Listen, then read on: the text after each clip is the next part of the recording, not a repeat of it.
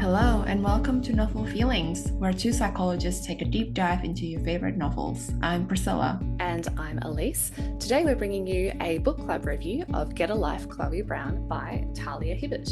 And as a reminder, this is the third episode of our Season 4 book club. Go back to our January episode if you want to hear all about the first book, Tomorrow and Tomorrow and Tomorrow by Gabrielle Zevin, and our March episode about Hospital by Sanya Rushdie. And you can find further discussion about both books in our Facebook group, including discussion prompts. And as always, thank you to our book club partners, Amplify Bookstore. Amplify, if you haven't heard of them, is a bookstore dedicated to books by authors who are Black, Indigenous and or people of colour with the aim to diversify your bookshelf. You can purchase all of our book club picks in a convenient bundle or purchase them individually. They're offering 10% off to our listeners with the code NovelFeelings10. Check out our show notes for all links and disclaimers, and keep up to date on our social media at novel_feelings everywhere. And before we dive into our review, Priscilla, how would you rate your week on a 5-point scale?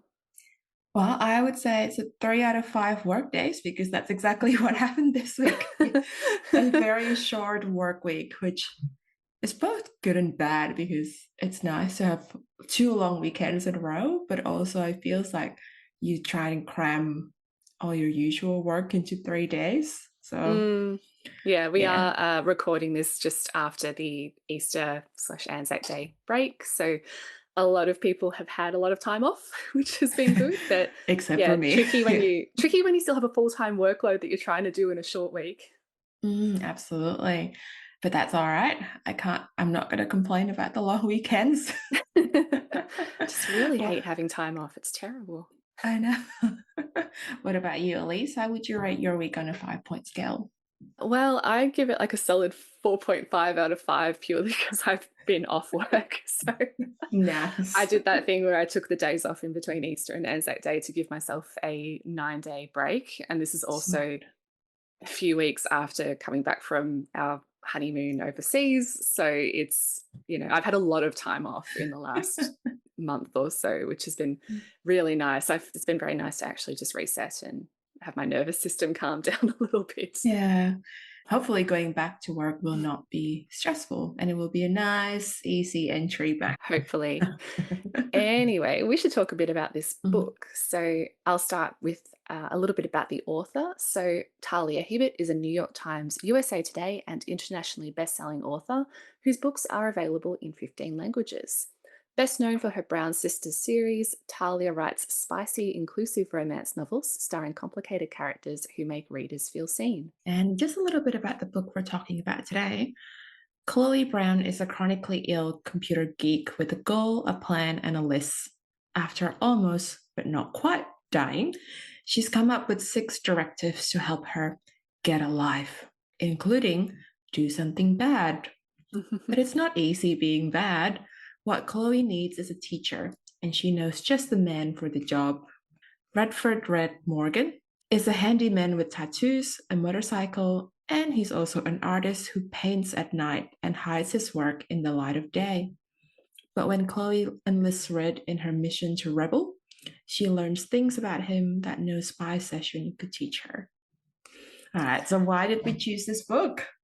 Well, this is a romance novel, and I think we're running on a hit rate of about 1 romance novel per season. Yes. And this one in particular, it features quite a diverse cast of characters, including the titular character Chloe, who's a young Black woman with fibromyalgia, and the male main character Red, who's recovering from an abusive relationship. So between those two characters, there's quite a lot of backstory and lore that brings a really interesting lens to the romance genre.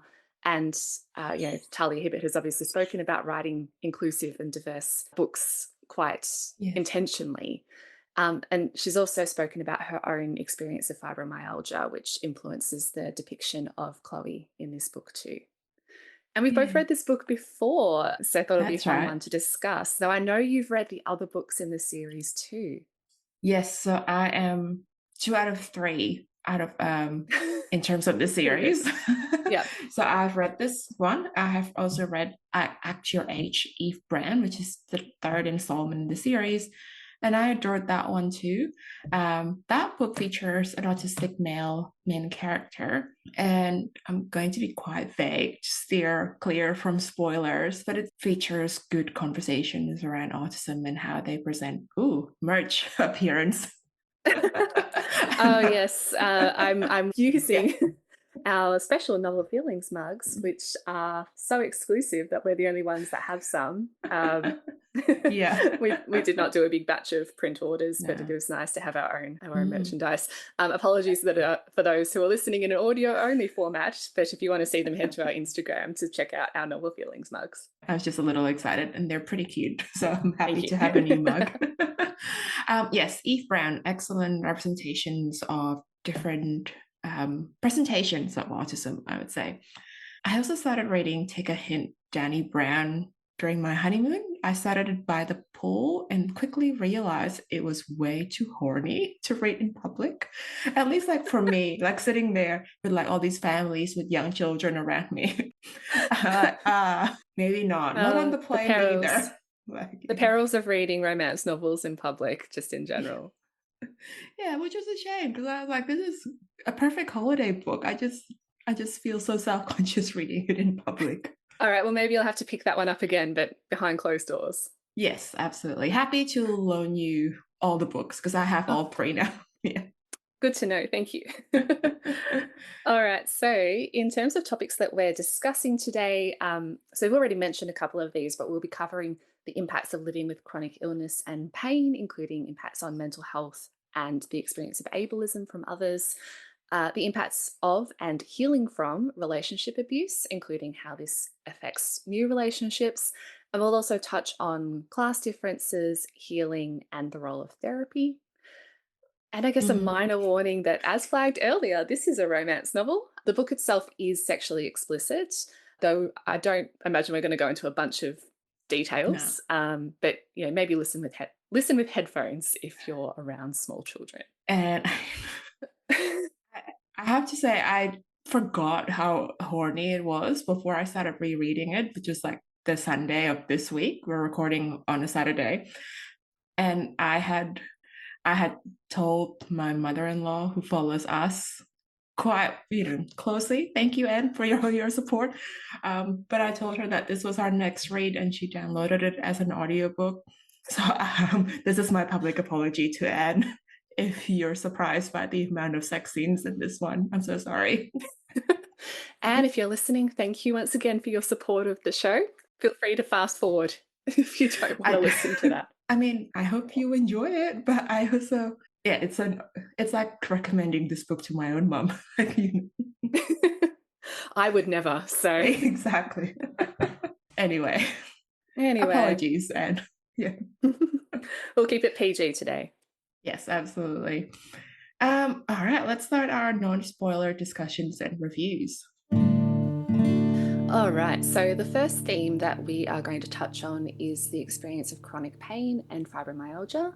So, here we should introduce our main character, Chloe. So, Chloe's in her early 30s. She's a web developer and one of three sisters, the Brown sisters, who all have their own novel in this series.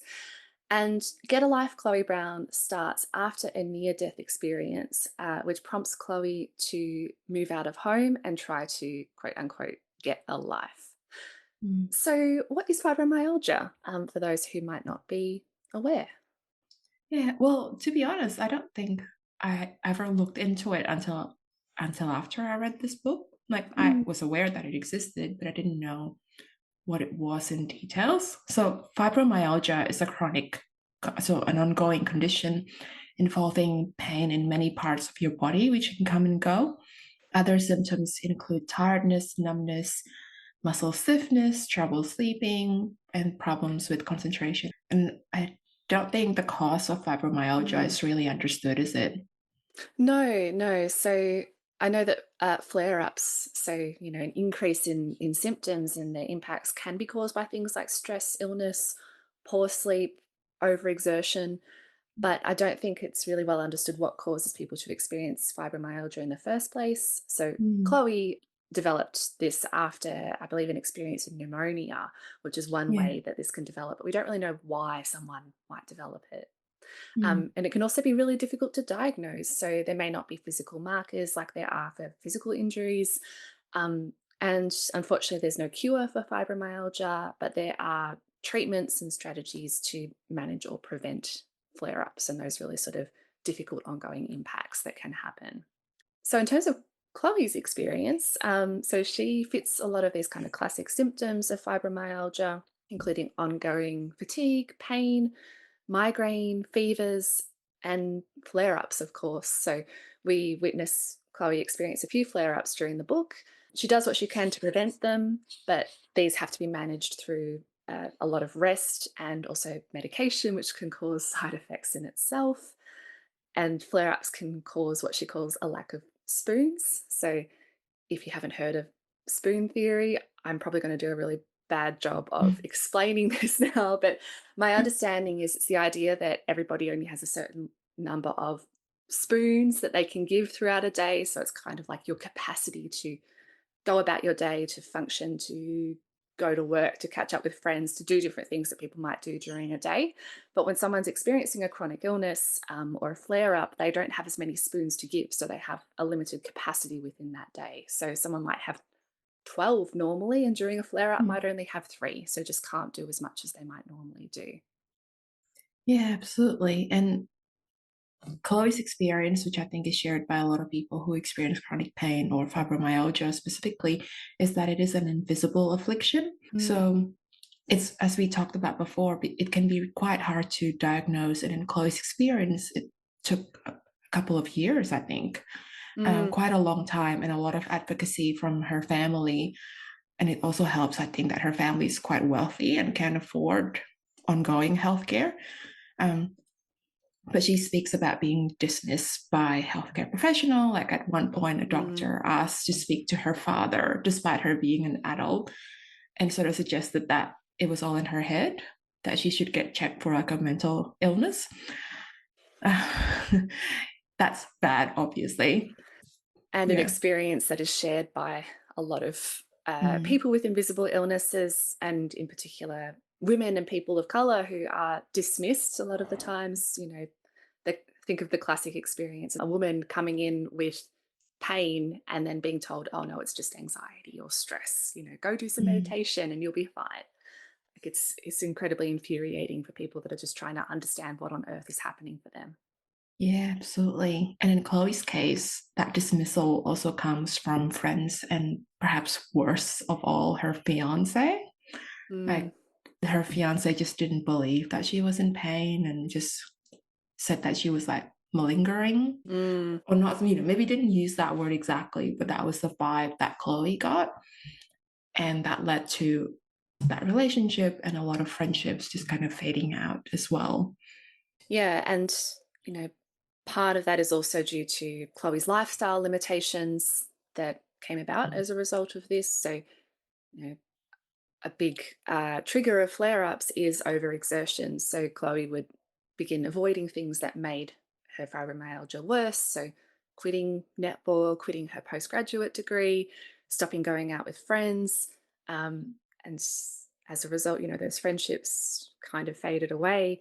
But also, the loss of independence led to a lot of frustration and anxiety about the future. So, prior to the novel, Chloe was living at home, living with family, and is prompted to try to regain some independence and try to do some things that have been previously limited or that she's been avoiding as a result of her chronic illness. Yeah, so she moves out of her family home, which apparently is massive. Like it's a mansion of some sort.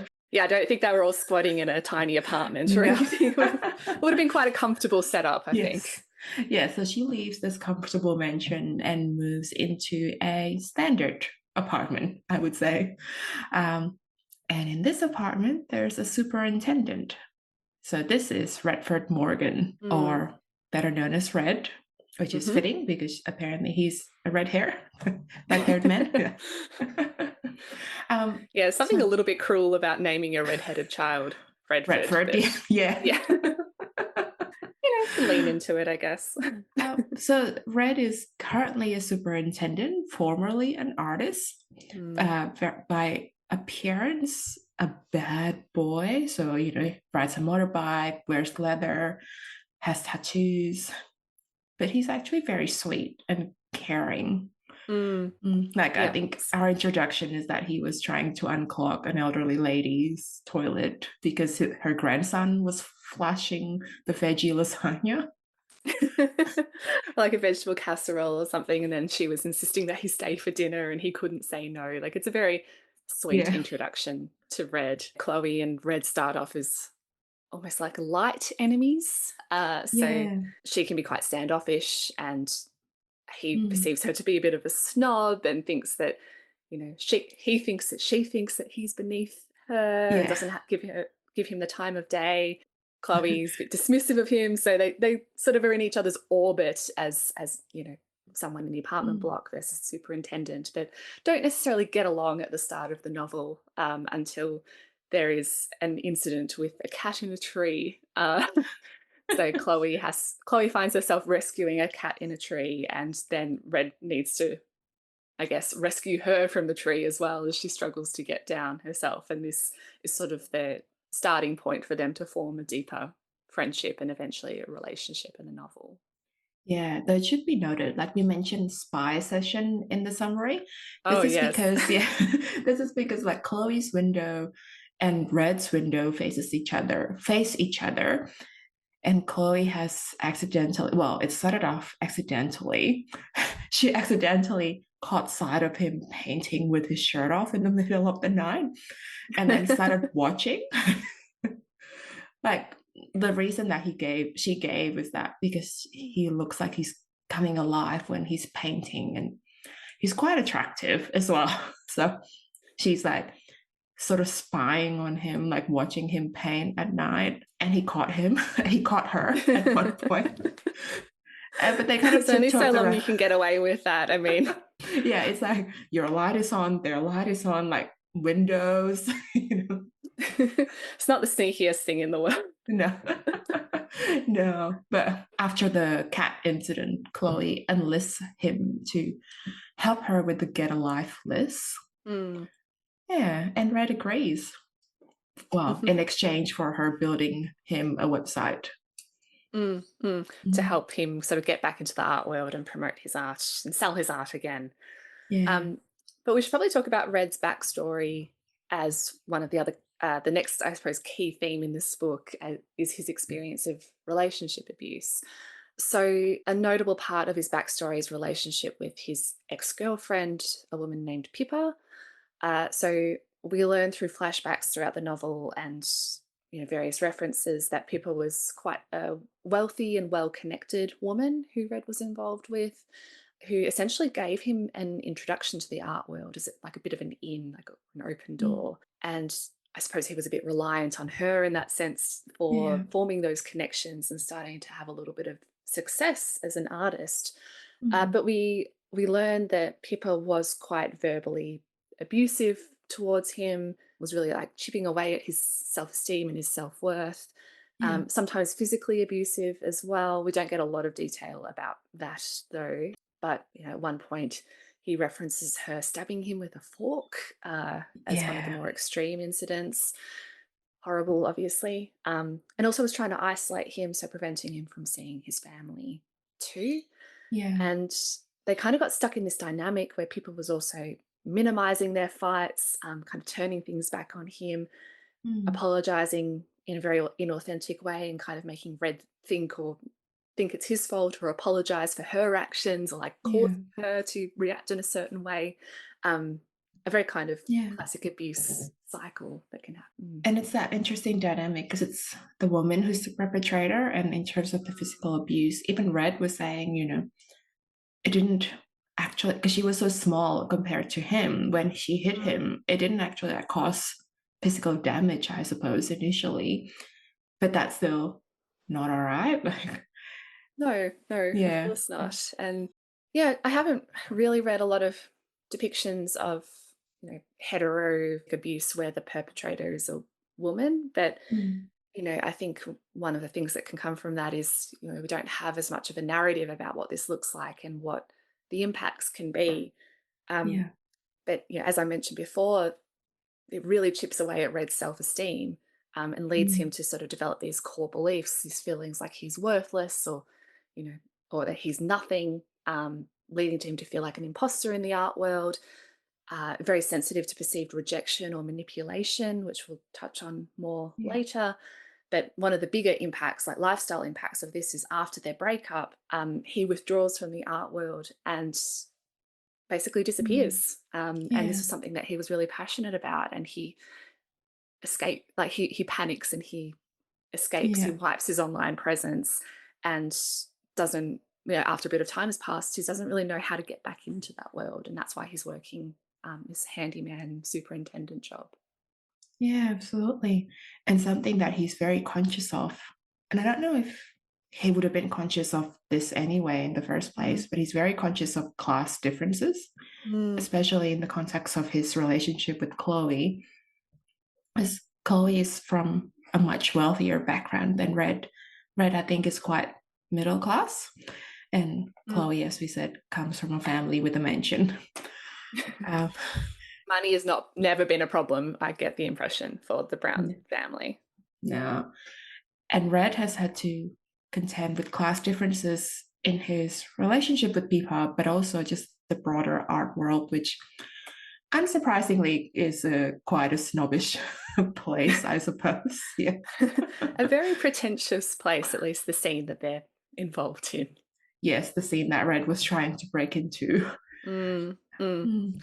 Because, I don't think Red sort of fits the typical stereotypical view of an artist as well. This like tall, gangly guy, long flowing red hair, tattoos, leather. Like he comes Yeah. across at first impression of more like a biker who stumbled Yeah. into the gallery by mistake rather than a Mm. talented or established artist. There's a lot of judgments that people will put on him because of his physical appearance, which we see in the Yeah. book as well. Absolutely. And between Chloe and Red, this power imbalance exists in this one way, but also intersects with other factors. For example, Mm. after Red admits that he thought Chloe was snobbish because of money, um, Chloe talks to him about being a Black woman and being chronically ill, and says, "Some of us have so many marginalizations, we might drown if we let all the little herds flood in. So there are those like me who filter. I think you've noticed I filter a lot. It's not some inbuilt shield made of money. It's just something I'm forced to do," which I think is quite an Mm. insightful Mm. little quote there. Yeah. So we can understand why someone like Chloe would have these barriers up, right? So she's not going to be, the most necessarily come across as the most friendly person, the most open person in the world. She's quite scared of showing vulnerabilities to other people, at least people, slow to trust others as well. And that's not necessarily because she's a snob or No. someone who's wealthy. It's because of her other Mm, lifestyle factors. So it's very there's a lot of judgments that people are putting on both of these main characters, actually. We sort of mm, untangle them as the book goes through. yes. You know what just came to my mind? This is just another version of Pride and Prejudice. It kind of is, No, isn't yeah, it? not quite the Except Red same. is Like, Lizzie. yeah, yes, that's right. If we're going purely based on wealth and Yeah, standoffishness, Chloe is Mr. Darcy and Red is Lizzie yes. Bennet. Yeah, I mean, I'm not saying it's exactly the same plot line, but that's the themes, isn't it? Like there's pride and there's prejudice. Now I'm imagining just like the Keira Knightley Elizabeth Bennet with Red's Right. face and leather jacket. I don't know. That would be fun. So I think that covers most of our non-spoiler themes. In terms of the plot for this book, I think we've kind of covered the main points, and it is a romance, so you can kind of see where this is going. So I don't think it's a spoiler to say these two end up together, and that is the journey that they're on. But before we dive into sort of some of the complications of their relationship in a bit more detail, I think we should pause here before we get too spoilery and maybe talk about our overall reviews of the book. And this is where we talk about our new review rubric as well.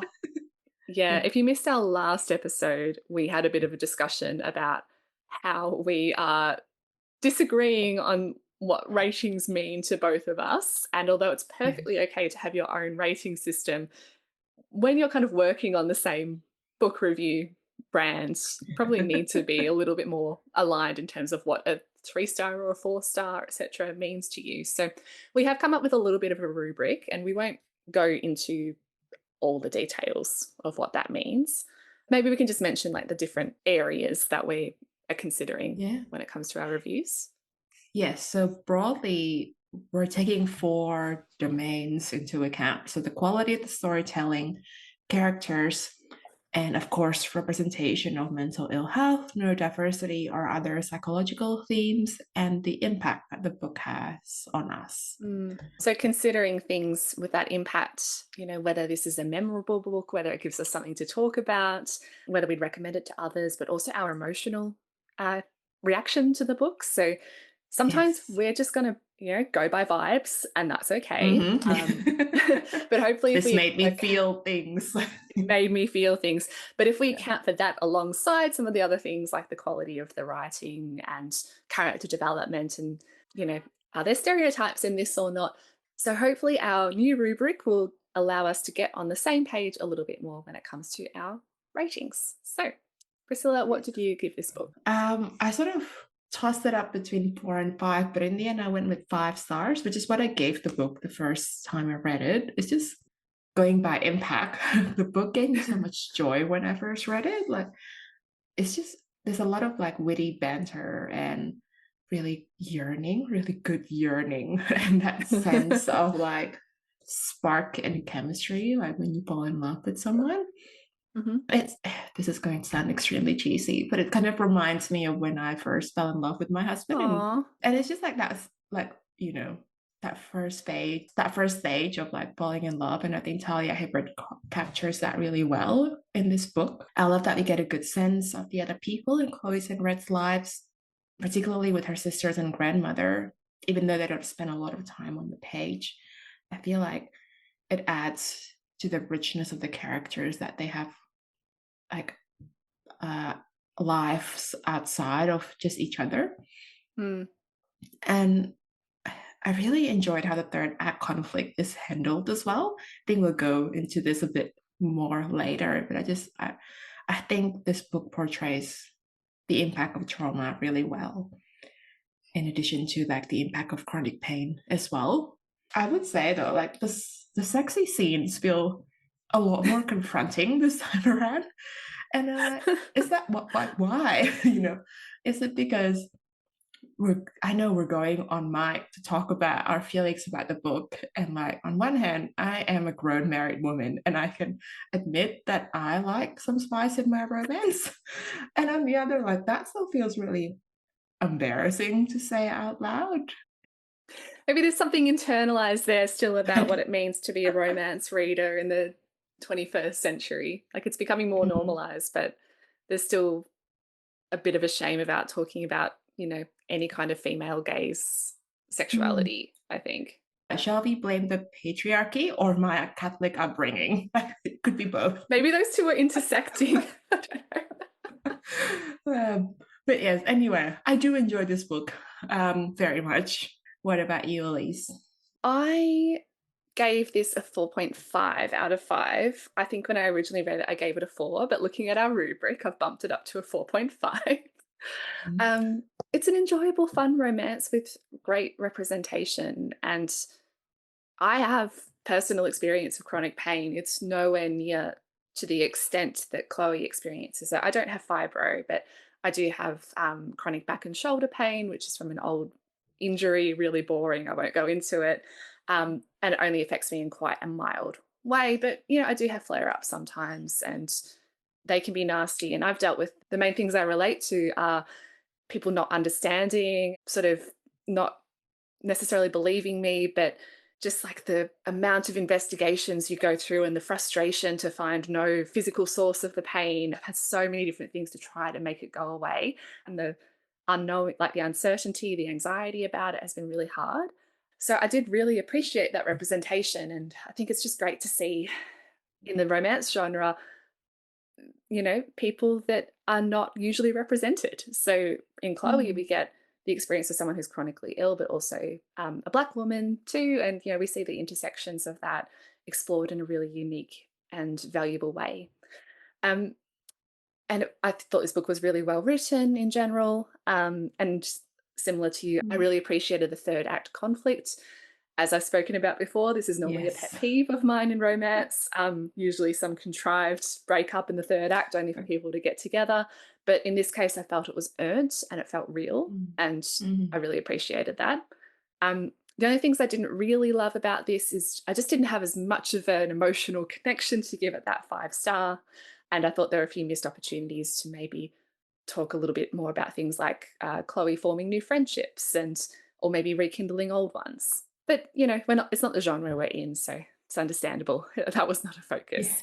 Obviously, I've still given this a 4.5 out of 5. I think it's Yes. great for what it is. Yeah. No, that's completely fair enough. Shall we dive into our spoilers?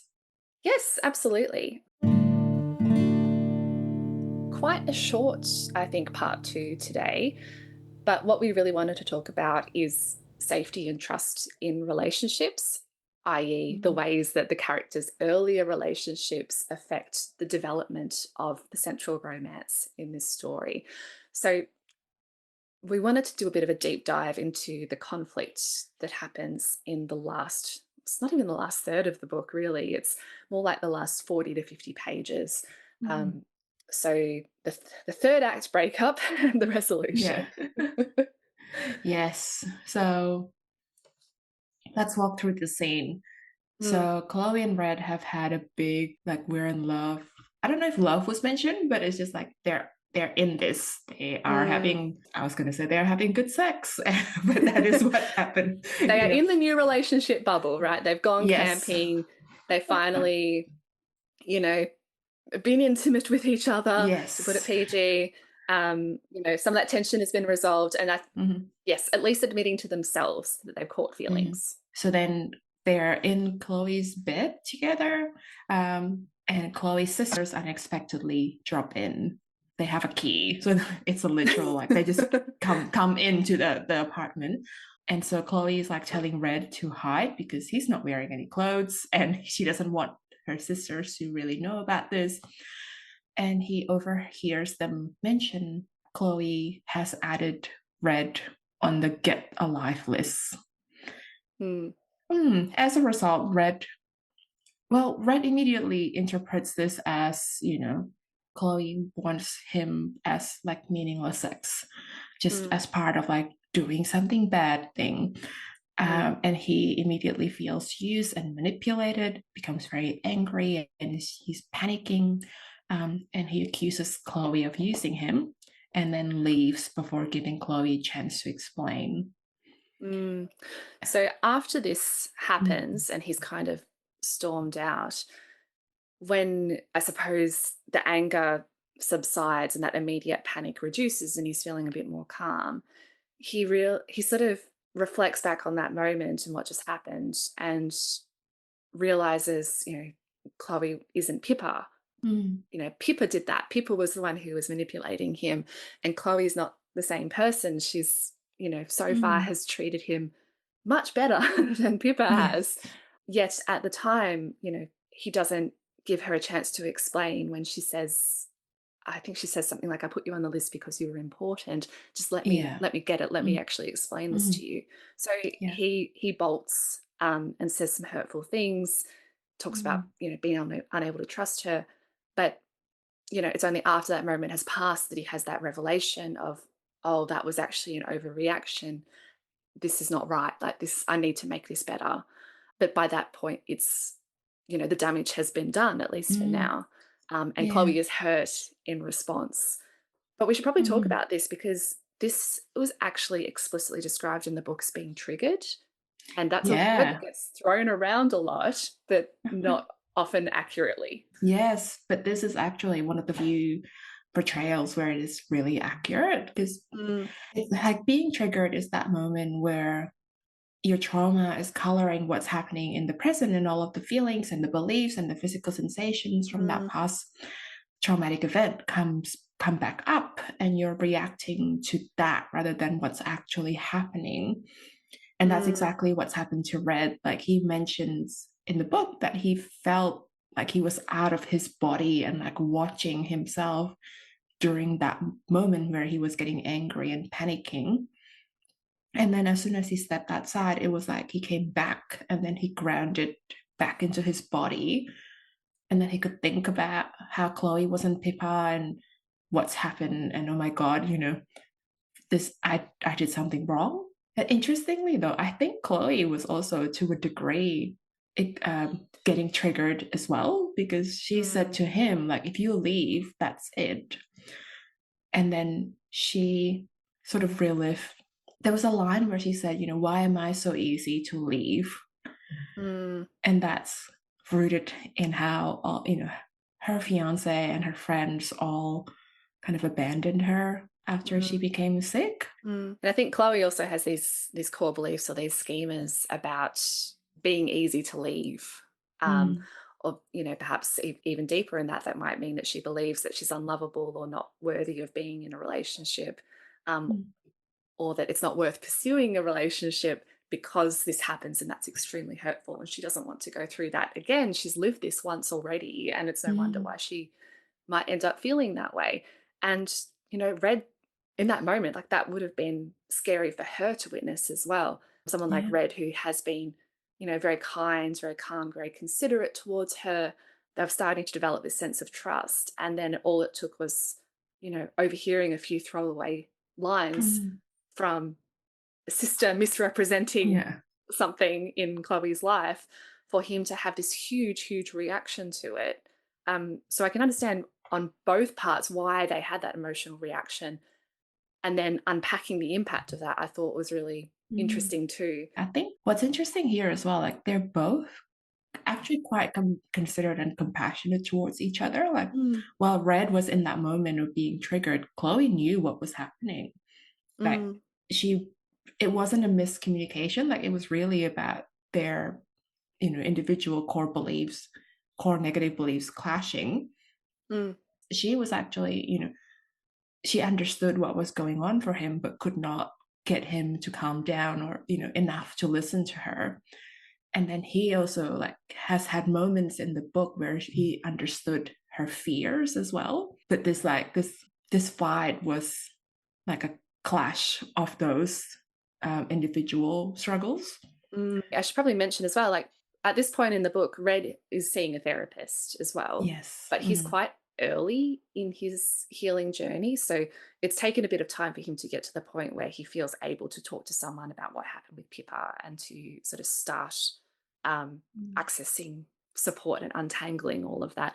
It's maybe beginning to make a little bit of an impact, but he still has a way to go.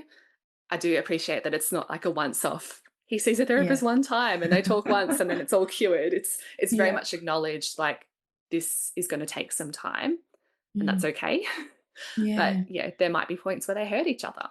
Chloe at one point goes to see a family member and says, and sort of explores why she's feeling so hurt and abandoned. And she says, we hurt each other, and now I feel trapped in this endless hesitation because, well, what if we keep doing it? What if we keep making messes? I'm the kind of person who hurts too much. And of course, tying in Mm. her experience with chronic pain there.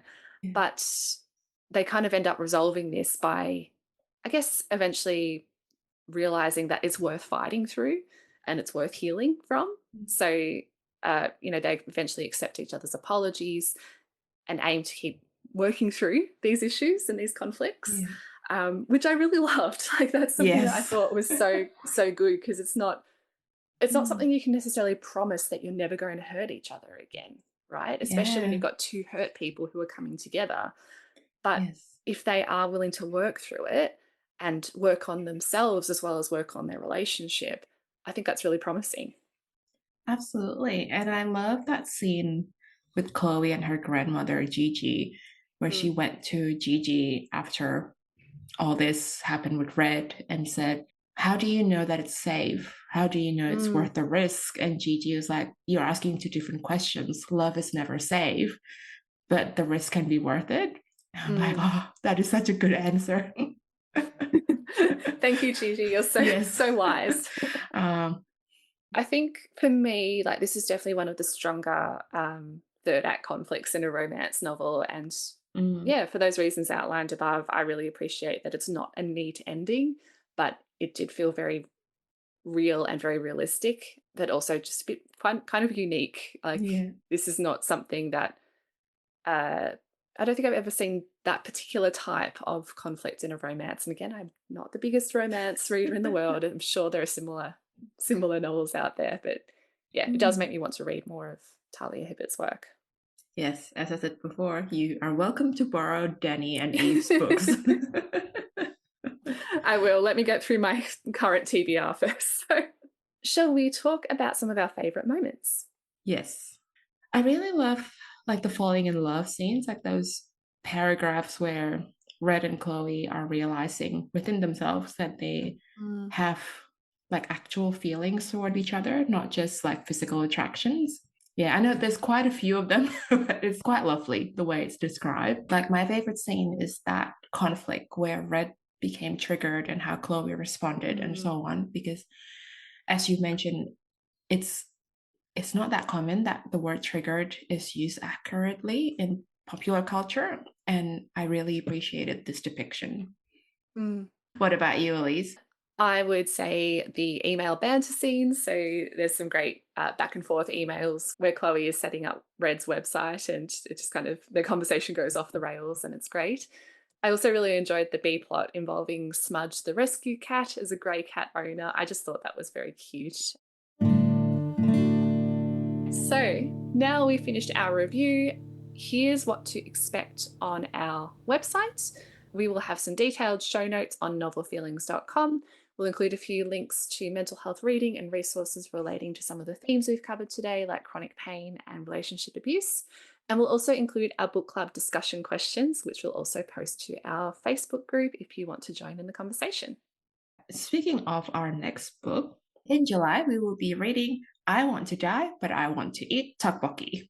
So a little bit about this book. So Beck Sahi is a successful young social media director at a publishing house when she begins seeing a psychiatrist about her, what to call it, depression. She feels persistently low, anxious, endlessly self-doubting, but also highly judgmental of others. Part memoir, part self-help book, I Want to Die, But I Want to Eat Tteokbokki is a book to keep close and to reach for in times of darkness. I don't think either of us have read this one yet, so this is going to be a new adventure for us too. That wraps us up for today. If you like us, please leave us a review on Apple Podcasts, Spotify, or wherever you get your podcasts. Find us online on Instagram, YouTube, and through novel_feelings, or search Novel Feelings Community on Facebook. If we've entertained you or taught you something, please consider buying us a coffee to show your thanks. All proceeds go towards making the show stronger and more sustainable. All of the links are in our show notes. Thank you for listening today. See you next time. Bye. Our podcast was recorded on Wurundjeri Land, which is home to both of us in Naarm, Melbourne. We also acknowledge the role of storytelling in First Nations communities. Always was, Always will be Aboriginal Land.